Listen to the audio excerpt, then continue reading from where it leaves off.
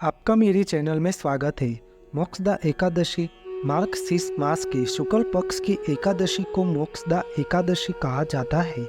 यह एकादशी इस माह के शनिवार 23 दिसंबर 2023 के दिन आती है। द्वापर युग में इसी दिन भगवान श्री कृष्ण ने कुरुक्षेत्र में गीता का ज्ञान अर्जुन को दिया था। इसी कारण से इस दिन गीता जयंती भी मनाई जाती है। मोक्षदा एकादशी के दिन मानवता को नई दिशा देने वाली गीता का उपदेश हुआ था।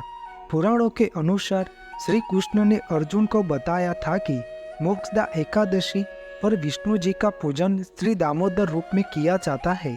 यह व्रत भगवान विष्णु जी को समर्पित होता है। सभी एकादशी व्रत भगवान विष्णु को ही समर्पित होते हैं, लेकिन उनके साथ ही साथ माता लक्ष्मी जी के पूजन का भी विधान माना गया है। धार्मिक मान्यताओं के अनुसार मोक्षदा एकादशी का व्रत रखने से घर में सुख, समृद्धि और शांति आती है। ऐसा मानते हैं कि इस व्रत को करने से पितरों को भी मोक्ष की प्राप्ति होती है। इस व्रत को करने से संतान प्राप्ति का आशीर्वाद भी प्राप्त होता है। मोक्षदा एकादशी का व्रत रखने से व्यक्ति के पाप नष्ट हो जाते हैं और उसके जीवन में खुशियाँ आ जाती है। मोक्षदा एकादशी की व्रत एक कथा ऐसी है कि पौराणिक कथा के अनुसार गोकुल नामक राज्य में वैकनास नामक एक राजा राज्य करता था। वह बहुत ही धार्मिक था। उसके राज्य की प्रजा बहुत सुखी थी। वह प्रजा जन का हितकारी राजा था। सभी वेदों के ज्ञानी उसके राज्य में निवास करते थे। एक बार उस राजा ने एक स्वप्न देखा कि उसके पिताजी नर्क में बेहद कष्ट भोग रहे हैं और वे उससे नर्क से बाहर निकालकर उसे मोक्ष दिलाने की प्रार्थना कर रहे हैं। स्वप्न टूटने के बाद राजा बहुत विचलित हुआ। इसका क्या कारण है, यह जानने और उसके निवारण हेतु उन्होंने सभी विद्वानों को बुलाया और इस स्वप्न के बारे में बताया। जब कोई कुछ नहीं बता सका तो उन्होंने राजा को पर्वत मुनि के आश्रम में जाने का सुझाव दिया, जो कि वह भूत, भविष्य और वर्तमान सभी कुछ देख सकते थे। राजा उनके आश्रम जाकर यथा योग्य अभिवादन के पश्चात अपनी चिंता का कारण बताया।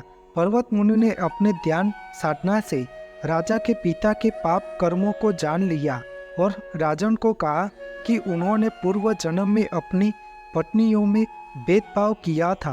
अपनी बड़ी रानी के कहने में आकर राजा के पिता ने अपनी दूसरी पत्नी को ऋतुदान मांगने पर नहीं दिया था।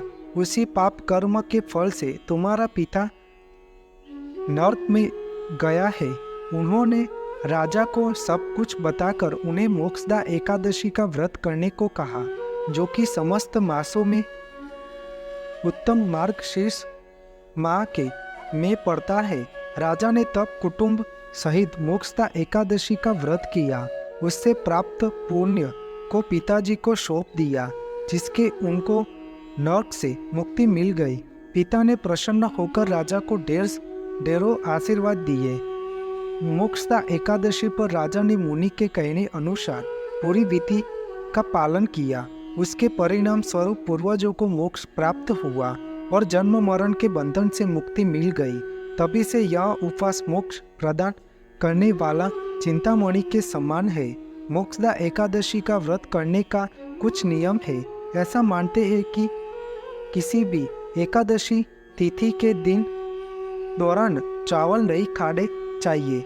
यह भी कहते हैं कि इस दिन तुलसी के पत्ते नहीं तोड़ने चाहिए। कहा जाता है कि इस दिन फल फूल भी नहीं तोड़ने चाहिए। इसलिए भगवान को चढ़ाने वाले फल फूल और पत्ते एक दिन पहले ही तोड़ लेना चाहिए। दूसरे व्यक्ति द्वारा दिए गया अन्न या भोजन भी ग्रहण नहीं करना चाहिए। मानते हैं कि ऐसा करने से मनुष्य का पुण्य कम हो जाता है। इस दिन क्रोध करने से बचना चाहिए। बहुत ही शांत तथा सात्विक तरीके से इस एकादशी व्रत को संपन्न करना चाहिए। इस प्रकार मोक्षदा एकादशी का अत्यंत महत्व माना जाता है। इस मोक्षदा एकादशी के दिन भगवान विष्णु की पूजा अर्चना भक्ति भाव से करना चाहिए।